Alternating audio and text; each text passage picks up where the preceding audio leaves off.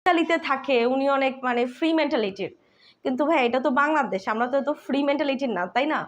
তো দেখা যায় যে উনি 15-10 দিন ভালোই কথা বলছে, তারপরে উনি আসলে আমার সাথে আজে বাজে অনেক খারাপ কথা বলতো। আমি ওনাকে বলতাম যে দেখেন এভাবে খারাপ কথা আমি হচ্ছে যে বলতে চাই না, এটা উচিত না বিয়ের আগে।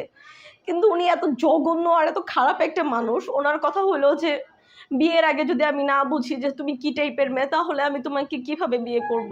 আমি তারে বারবার বলতেছিলাম যে আপনার ফ্যামিলির মানুষকে আমার ফ্যামিলিতে পাঠান।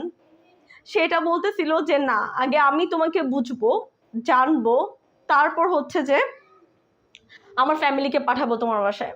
একটা জিনিস কি ভাইয়া জানেন, যে সে জানতে পারে কিন্তু সে তো বিয়ের আগে আমার সাথে খারাপ কথা বলতে পারে না, তাই ভালো মনের মানুষ খুঁজতে। কারণ ভাই আমি ক্যামেরার সামনে এর আগেও অনেক আসছি, কিন্তু ভাই একটা জিনিস কি জানেন, সবাই তো আর ভালো না, এত খারাপ ব্যবহার করে অনেকে।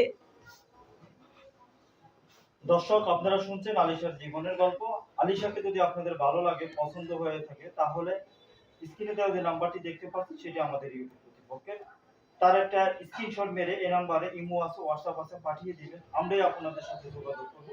অযথা কোনো ভাই কল দিবেন না। আমি আবারও বলছি, আপনারা যে নাম্বারটি দেখতে পাচ্ছেন সেটি আমাদের নাম্বার। আমাদের সাথে যোগাযোগ করলে আমরা অবশ্যই আলিশার সাথে যোগাযোগ করিয়ে দিব।